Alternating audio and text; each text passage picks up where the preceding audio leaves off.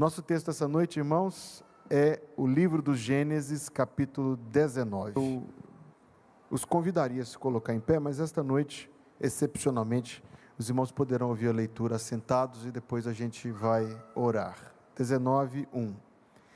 E vieram os dois anjos a Sodoma à tarde, e estava Ló sentado à porta de Sodoma. E vendo-os, Ló levantou-se ao seu encontro e inclinou-se com o rosto em terra e disse: Eis agora, meus senhores, entrai, peço-vos, em casa de vosso servo, e passai nela a noite, e lavai os vossos pés, e de madrugada vos levantareis, e ireis vosso caminho. E eles disseram: Não, antes na rua passaremos a noite. E porfiou com eles muito, e vieram com ele, e entraram em sua casa, e fez-lhes banquete, e cozeu bolo sem levedura, e comeram, e antes que se deitassem, cercaram a casa os homens daquela cidade, os homens de Sodoma, desde o moço até o velho, todo o povo de todos os bairros, e chamaram a Ló e disseram-lhe: Onde estão os homens que a ti vieram nesta noite? Traze-os fora a nós, para que os conheçamos. Então saiu Ló a eles à porta, e fechou a porta atrás de si, e disse: Meus irmãos, rogo-vos que não façais mal. Eis aqui 2 filhas tenho, que ainda não conheceram homens. Fora vô-las trarei, e fareis delas como for bom aos vossos olhos. Somente nada façais a estes homens, porque por isso vieram à sombra do meu telhado. Eles, porém, disseram: Sai daí. Disseram mais: Como estrangeiro este indivíduo veio habitar aqui, e quereria ser juiz em tudo? Agora te faremos mais mal a ti do que a eles.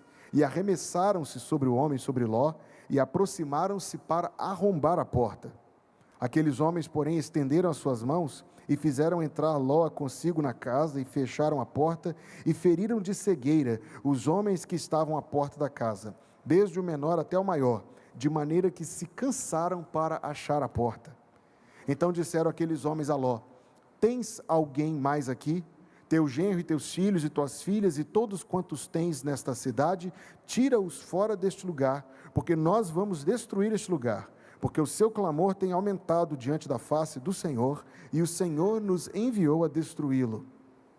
Então saiu Ló e falou a seus genros, aos que haviam de tomar as suas filhas, e disse: Levantai-vos, saí deste lugar, porque o Senhor há de destruir a cidade. Foi tido, porém, por zombador aos olhos de seus genros. E ao amanhecer, os anjos apertaram com Ló, dizendo: Levanta-te, toma tua mulher e tuas 2 filhas que aqui estão, para que não pereças na injustiça desta cidade. Ele, porém, demorava-se. E aqueles homens lhe pegaram pela mão, e pela mão de sua mulher, e pela mão de suas 2 filhas, sendo-lhe o Senhor misericordioso, e tiraram-no, e puseram-no fora da cidade. E aconteceu que, tirando-os fora, disse: Escapa-te por tua vida, não olhes para trás de ti, e não pares em toda esta campina, escapa lá para o monte, para que não pereças. E Ló disse-lhe: Ora, não, meu senhor, eis que agora o teu servo tem achado graça aos teus olhos, e engrandeceste a tua misericórdia que a mim me fizeste, para guardar a minha alma em vida, mas eu não posso escapar no monte, para que porventura não me apanhe este mal e eu morra. Eis que agora aquela cidade está perto para fugir para lá, e é pequena. Ora, deixe-me escapar para lá, não é pequena, para que minha alma viva? E disse-lhe: Eis aqui, tenho-te aceitado também neste negócio, para não destruir aquela cidade que falaste. Apressa-te, escapa-te para ali, porque nada poderei fazer enquanto não tiveres chegado. Por isso se chamou o nome da cidade Zoar. Saiu o sol sobre a terra, quando Ló entrou em Zoar. Então o Senhor fez chover enxofre e fogo do Senhor, desde os céus, sobre Sodoma e Gomorra, e destruiu aquelas cidades, e toda aquela campina, e todos os moradores daquelas cidades, e o que nascia na terra. E a mulher de Ló olhou para trás, e ficou convertida numa estátua de sal. E Abraão levantou-se aquela mesma manhã, de madrugada, e foi para aquele lugar onde estivera diante da face do Senhor, e olhou para Sodoma e Gomorra, e para toda a terra da campina, e viu, e eis que a fumaça da terra subia como a fumaça de uma fornalha. E aconteceu que, destruindo Deus as cidades da campina, lembrou-se Deus de Abraão, e tirou a Ló do meio da destruição, derrubando aquelas cidades em que Ló habitara. E subiu Ló de Zoar, e habitou no monte, e as suas 2 filhas com ele, porque temia habitar em Zoar.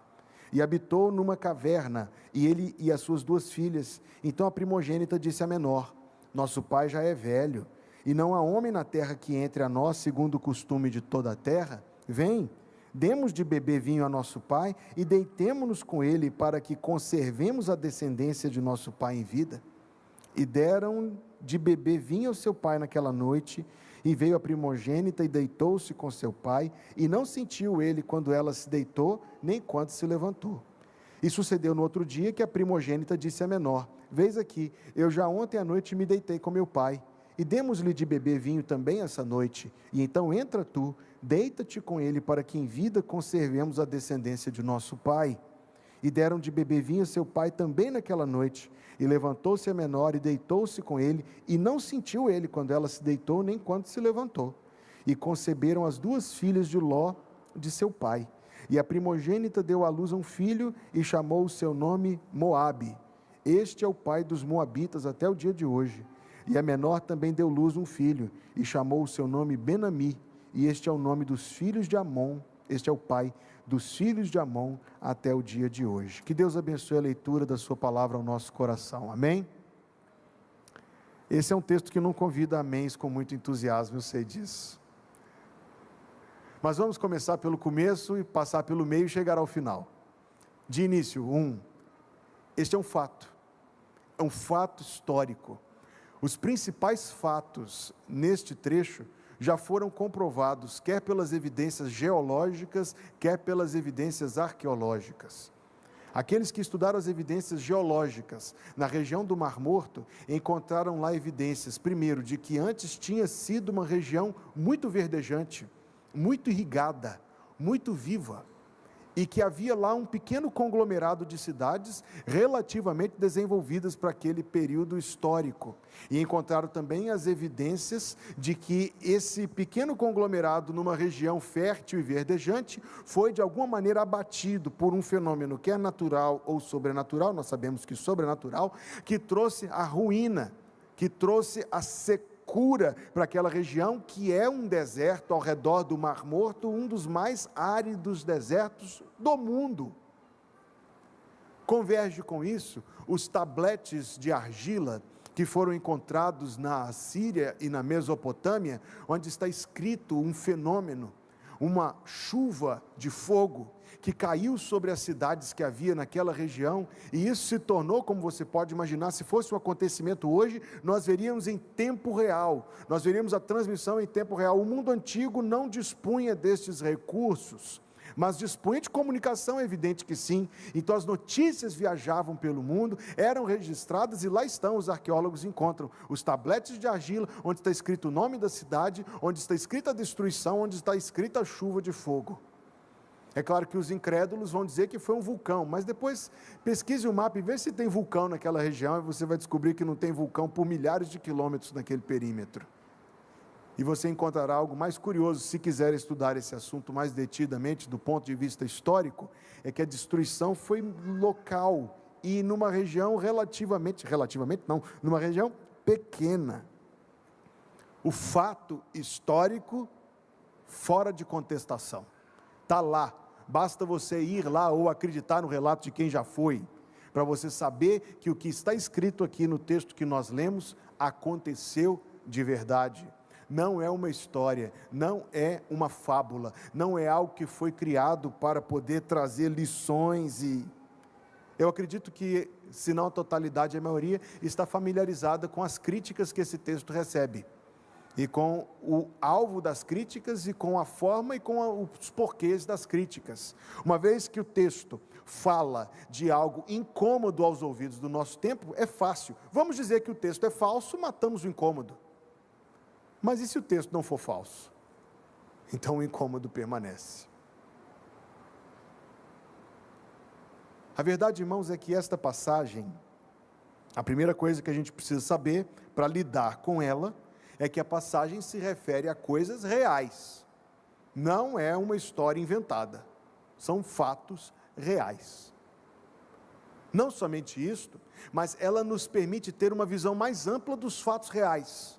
Os fatos reais que podem ser encontrados, os seus resquícios no solo e no registro histórico, são na verdade a ação de Deus. Deus está se fazendo conhecido aqui, quanto ao seu caráter. Então, o título desta mensagem é Anjos em Sodoma, por causa da terceira colocação que eu farei. Mas aqui nós temos a revelação do coração dos homens e do coração de Deus. Eu tiro pelo menos 3 lições aqui, que eu queria compartilhar e refletir com vocês esta noite. A primeira lição que eu tiro desse texto é que esse texto, como outros textos da Escritura Sagrada, mostra que existe uma atração inexplicável, uma atração louca, insana, irrazoável, uma atração inexplicável do coração humano para aquilo que é mal. Que coisa é esta que permeia o coração de cada um de nós em diferente grau e em diferente manifestação, mas também o coração de todos? Uma inclinação que às vezes queremos repreender e conter, mas permanece lá. Uma capacidade de fazer coisas que nós mesmos detestaríamos. A capacidade de fazer coisas cujo mero pensar nas consequências delas nos assusta. A capacidade de fazer coisas e de reconhecer que elas são más e por fim, infelizmente, voltar a fazê-las. A pessoa se ira, reconhece que se irou, pede perdão por ter se irado, mas no dia seguinte se ira novamente. Eu vou chamar 4 testemunhas para depor em favor do meu argumento. Primeira testemunha, Ló. E a história de Ló por si só, irmãos, é digna da nossa mais atenta reflexão. Volte lá no capítulo 13, para você ver onde começou a relação de amor e ódio entre Ló e Sodoma. Volte lá no capítulo 13, versículo 7. Houve contenda entre os pastores do gado de Abrão e os pastores do gado de Ló, versículo 8. Então, e disse Abrão a Ló: ora, não haja contenda entre mim e ti, entre os meus pastores e os teus pastores, porque nós somos irmãos. Decidiram separar-se, como mostra o versículo 9. Abrão deu a Ló o privilégio de escolher primeiro. E o versículo 10 nos mostra como ele raciocinou a sua escolha. E levantou Ló os seus olhos e viu toda a campina do Jordão, que era toda bem regada. Cláusula importante: antes de o Senhor ter destruído Sodoma e Gomorra. E era como o jardim do Senhor, como a terra do Egito, quando se entra em Zoar. Então Ló escolheu para si toda a campina do Jordão e partiu para o oriente, e apartaram-se um do outro.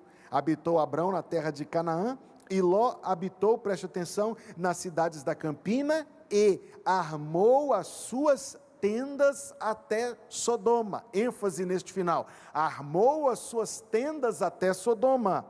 Ora, diz o versículo 13, eram maus os homens de Sodoma, e grandes pecadores contra o Senhor. A história de Ló, irmãos, eu acredito que já preguei aqui, não somente uma vez sobre isto, porque é uma história que me enche de pensamentos. Todas as vezes que eu reinicio a leitura bíblica e chego aqui, eu me encho de pensamentos sobre a história deste homem. Ló é igual, representa tantos que fazem escolhas segundo o apreço dos seus olhos, sem temor e sem zelo. Ele foi morar, o texto nos diz muito claramente, de início, armou as suas tendas até Sodoma, ou seja, fora de Sodoma. Inicialmente, perto, porém fora. Inicialmente, tão somente, porém, perto, mas fora. Havia muitas conveniências para Ló em residir próximo a Sodoma. Em Sodoma havia mercado.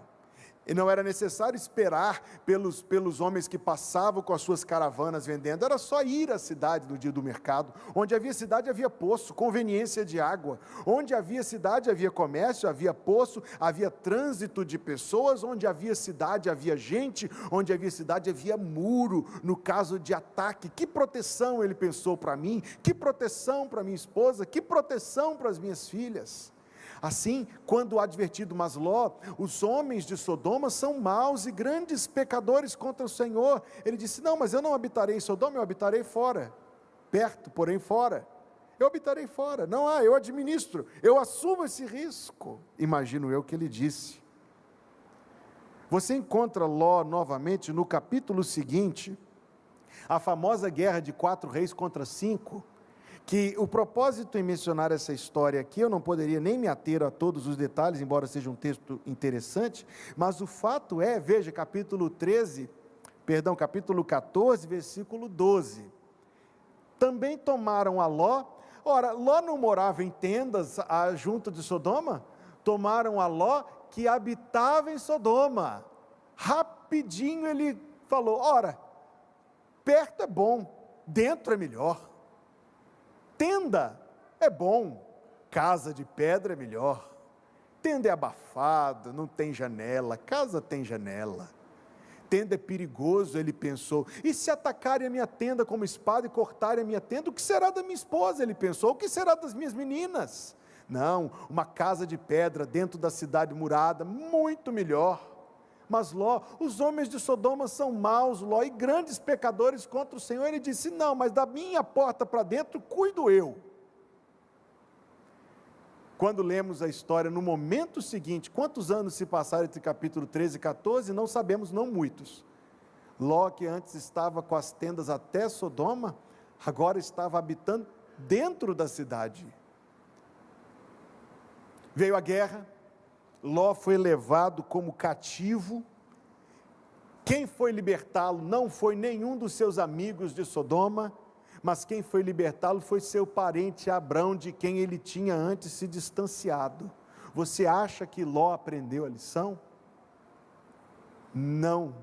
Ele voltou a morar na mesma cidade de Sodoma. Não o critique, não o critique, não o critique.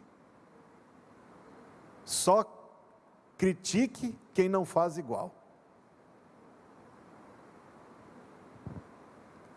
Vira a página e nós encontramos Ló novamente, agora no capítulo 19, que nós já lemos, mas há um detalhe que talvez tenha passado despercebido para nós.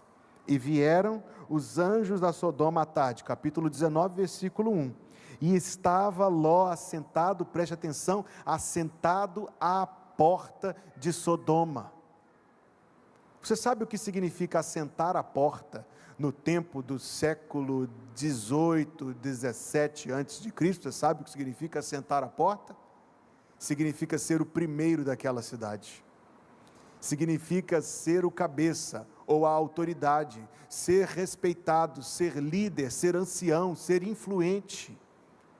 Há uma segunda evidência disso no versículo 9, quando ele tentou refrear aqueles homens de Sodoma, e eles disseram, sai daí, como estrangeiro, esse indivíduo veio habitar aqui, e queria ser juiz em tudo. Então ele já era juiz na cidade. Quer dizer que, conquanto de início ele estava fora, depois dentro, ele virou logo o presidente da associação. O pecado te leva mais longe do que você quer ir, custa mais caro do que você quer pagar, e te segura por mais tempo do que você quer ficar. Esta frase não é minha, esta frase é de um outro pregador. O pecado te leva mais longe do que você quer ir, custa mais caro do que você quer pagar, e te segura mais longe do que você queria permanecer. Sabe que esse não é o único texto que fala sobre a habitação de Ló em Sodoma. Tem um texto muito interessante do Novo Testamento, que precisa ser lido, que está na segunda carta de Pedro, capítulo 2, por gentileza. Segunda carta de Pedro, capítulo 2, você desejará conhecer mais de perto esse texto em relação com o que estamos lendo agora. Segunda de Pedro, capítulo 2, versículo 7. Lerei o versículo número 6, 2 de Pedro 2,6, para contextualização. E condenou a destruição as cidades de Sodoma e Gomorra, reduzindo-as a cinza e pondo-as para exemplo aos que vivessem impiamente, e livrou o justo Ló. E Pedro passou um pano para Ló de todo tamanho. Esse texto é a escritura inspirada, viu, meus irmãos? Ele livrou o justo Ló, enfadado da vida dissoluta dos homens abomináveis, porque este justo, habitando com eles, afligia todos os dias a sua alma justa, vendo e ouvindo sobre as suas obras injustas. Esses dois textos evidentemente não se contradizem. Ló era um homem como eu e você, portador de uma consciência, e cada vez que ele mais se via envolvido nos lances e relances da vida de Sodoma, mais a sua consciência chiava. No entanto, de início ele estava fora, depois dentro, por fim, como eu disse, presidente da associação.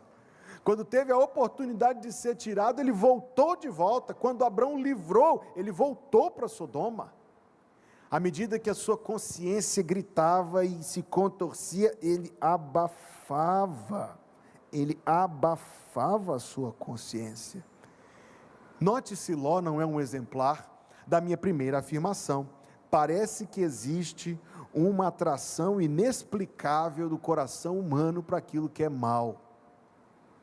O coração dele relutava, mas dia após dia ele ficava e voltava, e ficava e voltava, e quando saía, regressava. Ló não é a única pessoa que eu quero citar neste ponto, exceto que antes de citar a segunda referência, eu gostaria de enfatizar que, para Ló, calar e sufocar a sua consciência custou caríssimo. Custou a vida da sua esposa e custou o coração das suas filhas, que fizeram algo no texto que nós lemos, que eu acredito que nunca tinha lido esse texto em público em toda a minha vida até hoje. Custou a vida da esposa, custou o coração das filhas. A minha primeira afirmação continua sendo: existe uma atração inexplicável no coração humano para aquilo que é mal. O primeiro exemplar que eu citei foi Ló, mas o segundo que eu gostaria de citar são os próprios homens de Sodoma. Os homens de Sodoma, sobre quem nós lemos no versículo 10. Aqueles homens, porém, estenderam as mãos e fizeram entrar Ló consigo na casa, são os anjos, e fecharam a porta. Agora note o versículo 11, e os anjos feriram de cegueira os homens que estavam à porta da casa, desde o menor até o maior, mas note como o versículo termina, de maneira que se cansaram para achar a porta, mesmo cegos, não mudaram o propósito do seu coração. Nenhum deles, parece, se espantou com o fato de que perdeu a vista. Eles continuaram tateando para poder cumprir aquele desígnio maligno que tinham proposto no seu coração. Nada os refreava, nem a cegueira, nem uma cegueira vinda do próprio Deus foi capaz de refreá-lo. Você não fica meio assustado com uma coisa dessa, meu irmão, quando você para ler a passagem, olhando por este ponto de vista? Quão tremenda, gigantesca e terrível a maldade que existe no coração do ser humano. Essa maldade não vem de Deus, essa maldade vem do pecado. A tolice irrefreada. Irmãos, tem pessoas que passam pela dificuldade, pela provação, pela humilhação, pela doença, e não conseguem tirar nenhum benefício disso. Talvez produza uma interrupção temporária na sua teimosia, mas não uma mudança de coração. Eles estavam tão determinados em fazer o mal, e observe, o versículo número 9, eles reconheciam que o que faziam era um mal. Eles responderam para Ló: mais mal faremos a ti do que a eles. Eles reconheciam que o que faziam era um mal, que a intenção que eles tinham no seu coração era má diante de Deus. Foram feridos de cegueira, eles sabiam que era um mal, eles colheram as más consequências, a maldição, a cegueira, mas não mudaram de curso. Não mudaram de curso. Eu não sei, quando aconteceu o lockdown, quando veio a pandemia, que reflexões você fez naquele tempo? Muitos eu vi, estavam na expectativa de que a pandemia iria amolecer o coração das pessoas para o Evangelho. Muitos tinham a expectativa de que as pessoas iriam se sensibilizar às coisas de Deus com tanta morte, com a perda de tanta coisa, com a vida tão limitada, tão impedida, enfim, para enfatizar tanta morte. Talvez todos nós aqui tenhamos perdido alguém próximo no tempo daquela pandemia. Muitos e muitos criaram a expectativa de que isso iria mudar o coração das pessoas. Mudou? Mudou?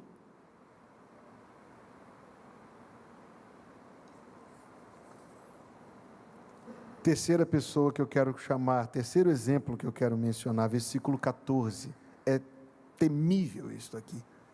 Então saiu Ló e falou aos seus genros, aos que haviam de tomar as suas filhas, e disse: levantai-vos, saí deste lugar, porque o Senhor há de destruir a cidade. E o versículo termina dizendo: foi tido, porém, por zombador aos olhos de seus genros. Os genros estavam do lado de fora. O versículo disse: saiu Ló, seus genros. Eles estavam, pasme, no meio do bando de homens violentos e pecadores e imorais que havia ali. É justo inferir, é provável que seja verdadeiro, que eles estavam dentre os que foram cegos.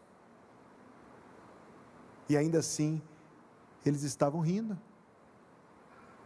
E eles estavam achando graça do anúncio de que o Senhor haveria de destruir a cidade. Irmãos, neste momento da mensagem, é bom nós nos lembrarmos que a palavra de Deus já nos deixou de antemão precavidos e advertidos, dizendo assim: sabendo primeiro isto, que nos últimos dias virão escarnecedores, andando segundo as suas próprias concupiscências, e dizendo: onde está a promessa da sua vinda?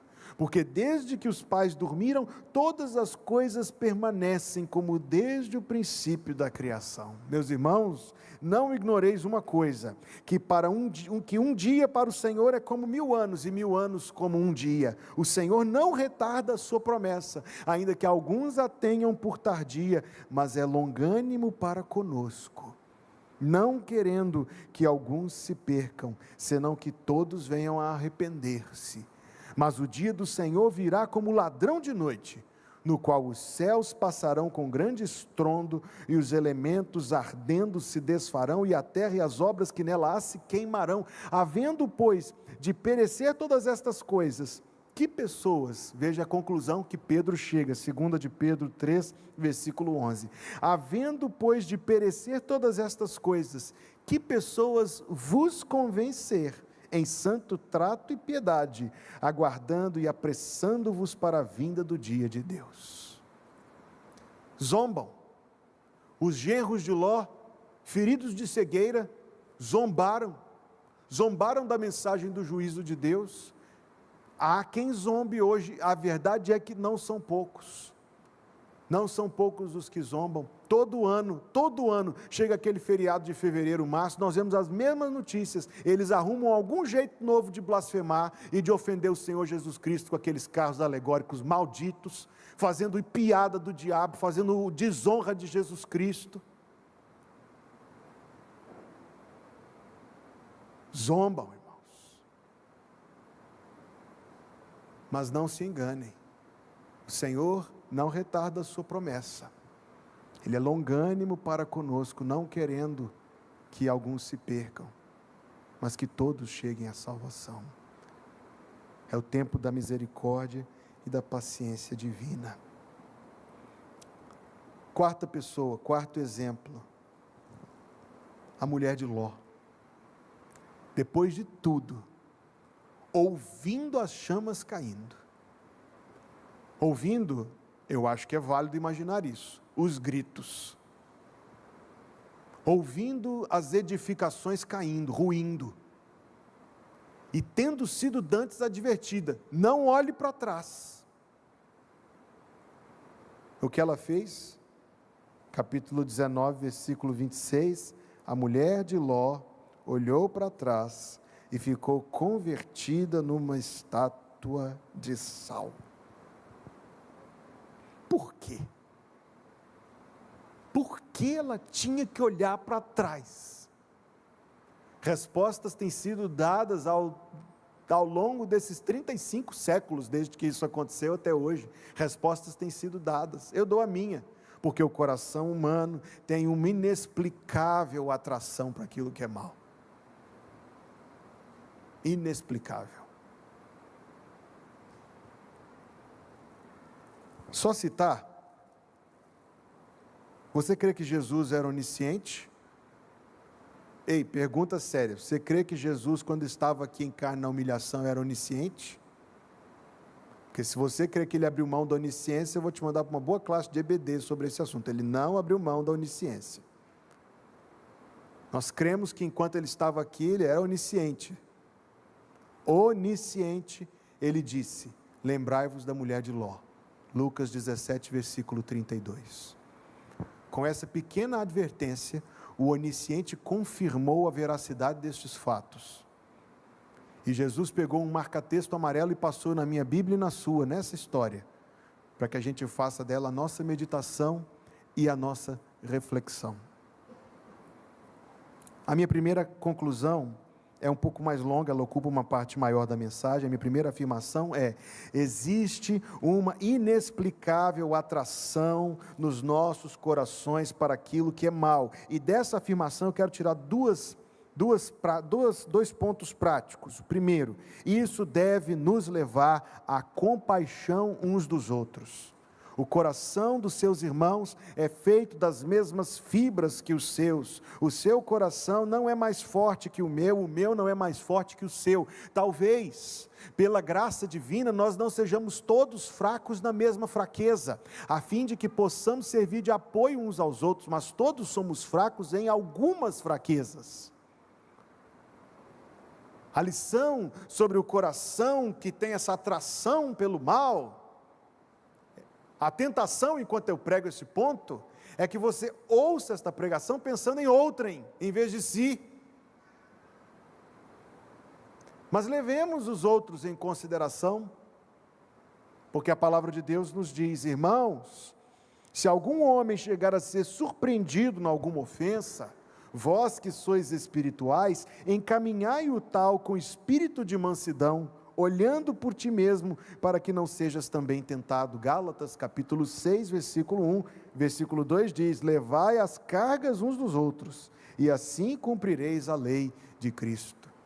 Quando eu penso nessa história, que revela essa inclinação, essa atração do nosso coração para coisas ruins, a primeira reflexão que eu tiro é: então eu preciso ser mais compassivo para com meus irmãos.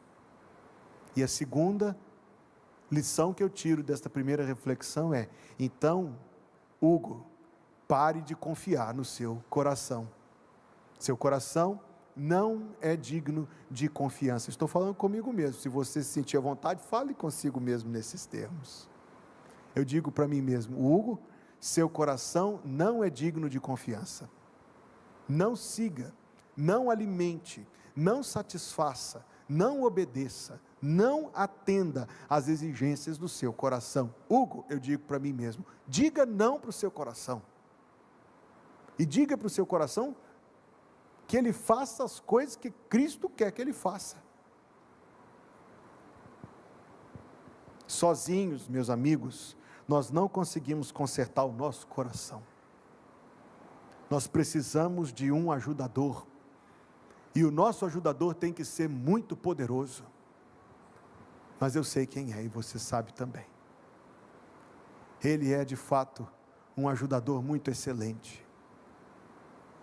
Naquele tempo, meus irmãos, o leproso tinha que andar longe de todos e gritava: imundo, imundo, imundo, para que ninguém chegasse perto dele. Acontece, meus queridos, que a lepra é mais forte do que a saúde. A lepra toca no homem saudável e o transforma num homem enfermo. Mas eis o nosso ajudador poderoso. Ele podia tocar num leproso, e em vez de a lepra passar para ele, a cura saía dele para o leproso, e o leproso era limpo. Meu coração, irmão, como o seu, é inexplicavelmente atraído para aquilo que é mal. Mas eu posso levar o meu coração ao Senhor Jesus Cristo, e tu também, e Ele transformar, limpar, curar, renovar, revivificar, erguer, modificar o nosso coração em um outro coração. Nós não conseguimos isso de nós mesmos, jamais, mas Deus o faz em nós. Bendito seja o seu santo e glorioso nome. Esta é a obra do Evangelho nas nossas vidas. Deus efetua em vós tanto querer como realizar. Nos próximos minutos, que não me prolongarei, eu quero trazer mais duas reflexões. A primeira foi esta: existe uma atração inexplicável para o mal dentro do nosso coração. A segunda é: Deus não esconde o que pensa. Deus manifesta as suas posições. Eu sei, irmãos, que o texto que eu li aqui é um texto difícil, não é um salmo, né, gente? Não é um salmo bonito e tal, mas é palavra de Deus. E é palavra de Deus debaixo de ataque. Eu achei muito curioso esses dias, porque eu passei por um outdoor e vai ter um herege aqui em São Luís. Eu achei uma curiosidade tremenda, porque nos mesmos dias, o David Merck vai estar aqui, que é um homem que crê na palavra de Deus, um homem que prega a palavra de Deus. Vai ter um herege lá no outro lugar, mas aqui vai ter um homem de Deus. Eu falei: que contraste, Senhor. Obrigado por esse contraste. Eu não tenho vergonha de chamar ele de herege não, irmãos, é herege, apóstata, um homem que negou a fé, ponto. E ele usa, e tantos outros usam, a sua influência, a sua visibilidade, para levantar um falso, como se houvesse uma contradição na palavra de Deus, especificamente nesse texto aqui. Aí eles dizem que as pessoas abram no livro de Ezequiel. Eu duvido que ele acredite que o livro de Ezequiel é inspirado, mas ele, nesse momento, ele manda ler. Então vamos ler o texto de Ezequiel, capítulo 16.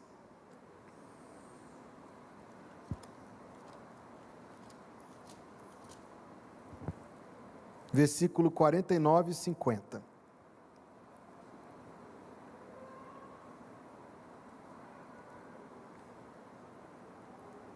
Diz assim: eis que esta foi a iniquidade de Sodoma, tua irmã: soberba, fartura de pão e abundância de ociosidade teve ela e as suas filhas, mas nunca fortaleceu a mão do pobre e do necessitado, e se ensoberbeceram e fizeram abominações diante de mim. Preste atenção nessa parte: portanto, vendo eu isto, as tirei dali. Aí, os hereges do nosso tempo, sutis mesmo, cheios de sutileza, dizem assim: não, o pecado de Sodoma foi falta de solidariedade. O pecado de Sodoma foi falta de acolhimento com o estrangeiro. O pecado de Sodoma foi insensibilidade para com quem estava dormindo na rua. Agora, irmãos, eu vou dizer para os irmãos, foi tudo isso também. Foi tudo isso também. Sodoma, veja o que diz na epístola de Judas, o livro que antecede o Apocalipse. A epístola de Judas, no capítulo 1, versículo 7.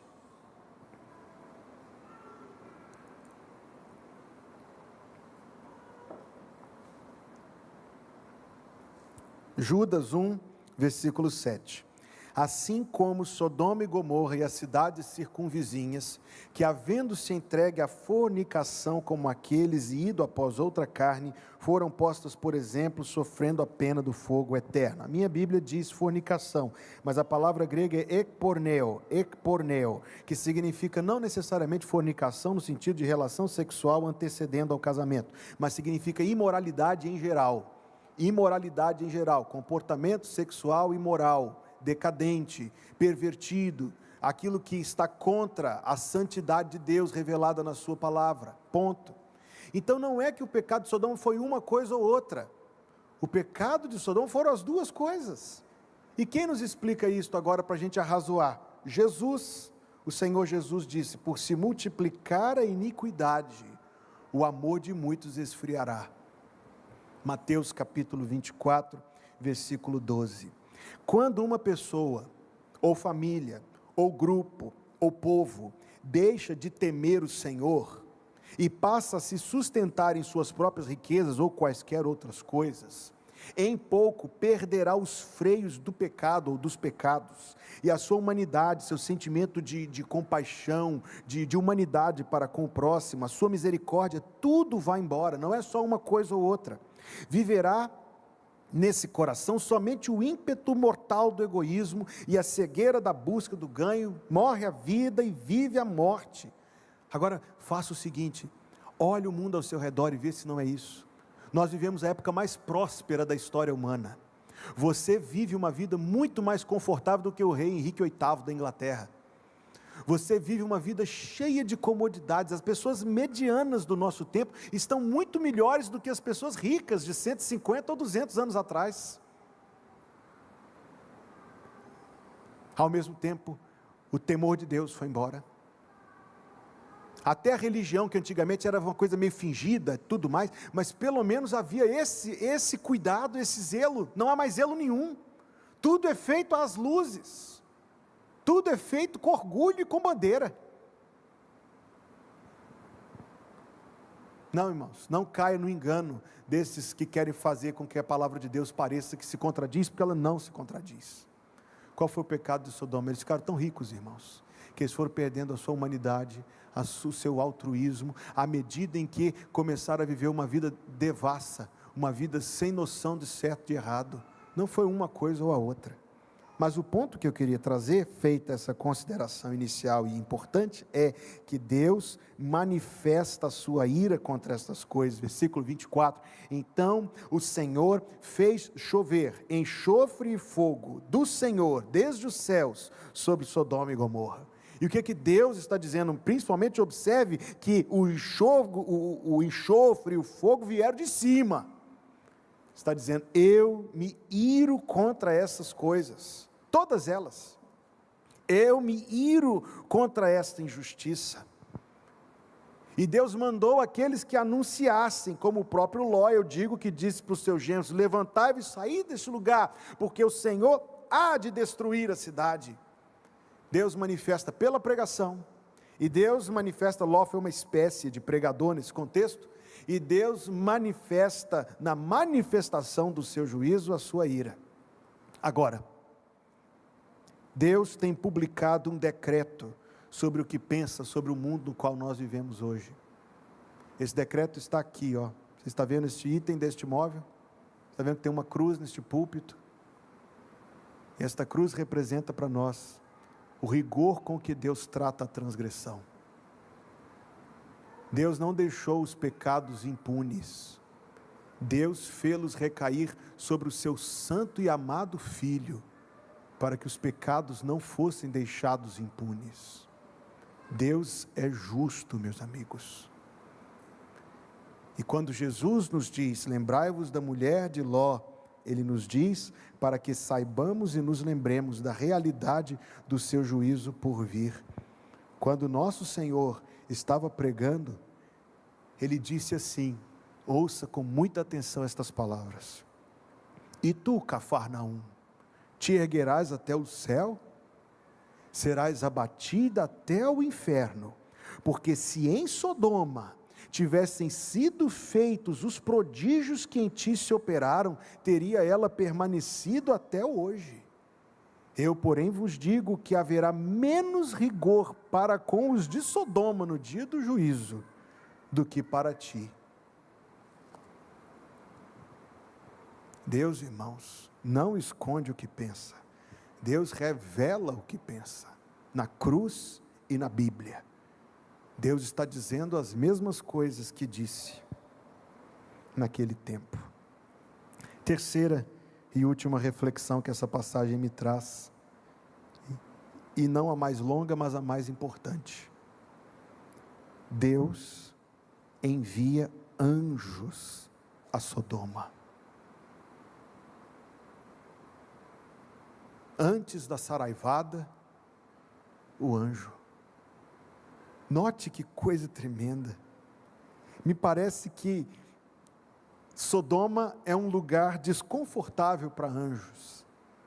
E me parece também que anjos não devem se sentir muito confortáveis em Sodoma. Não combina. Anjos em Sodoma.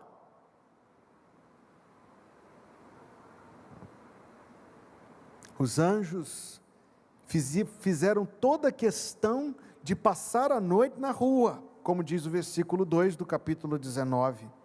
Eles não se furtariam de ninguém.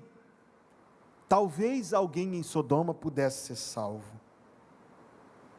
Os anjos trazem a mensagem da parte de Deus, como anunciaram: o Senhor há de destruir a cidade. Os anjos eram a mão da misericórdia divina, como diz o versículo 15, 16, Ló demorava-se. Então, os homens lhe pegaram pela mão, e pela mão de sua mulher e de suas filhas, sendo-lhe o Senhor misericordioso, tiraram-no e puseram-no fora da cidade, e aconteceu que, tirando-o fora, os anjos foram as mãos que tiraram Ló. Ele se demorava, ele estava hesitando. Os anjos foram as mãos que os arrastaram praticamente para fora dali, agindo com firmeza, mas a misericórdia por vezes é firme. Não pense que misericórdia é uma coisa sempre molenga, não. Não revela para nós, irmãos, a graça de Deus e a misericórdia de Deus, que Ele tenha enviado anjos lá precedendo o seu juízo? Não é uma coisa extraordinária que Deus tenha sido misericordioso com Ló?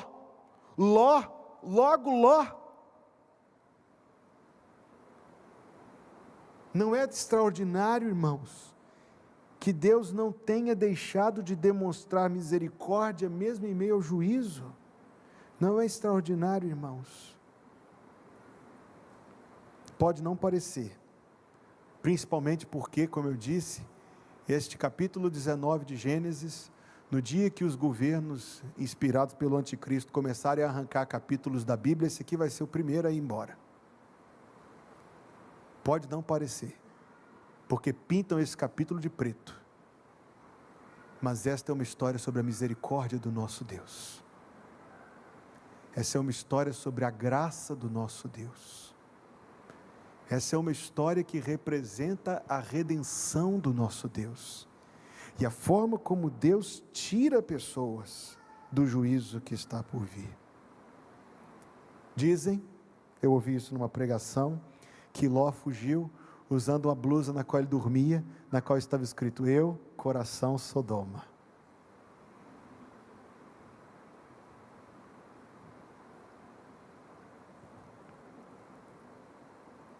Mas Deus não deixa de ser misericordioso, mesmo quando a sua paciência já se esgotou.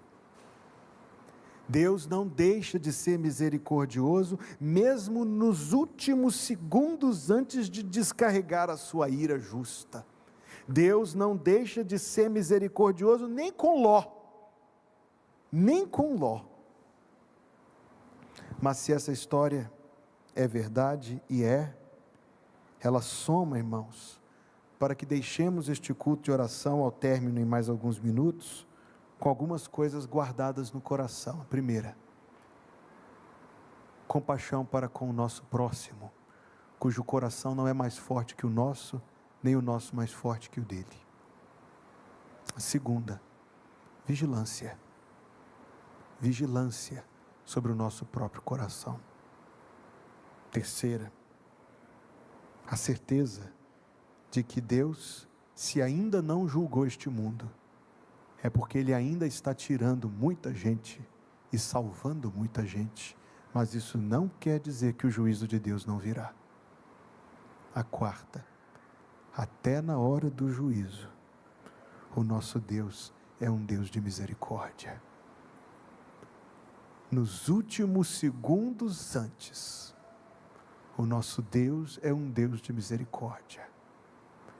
Para aquele ladrão, que até poucos minutos antes, ainda escarnecia do Senhor Jesus Cristo, como escreveu Mateus e Marcos, em Lucas, a poucos minutos da morte, ele disse: Senhor, lembra-te de mim quando entrares no teu reino.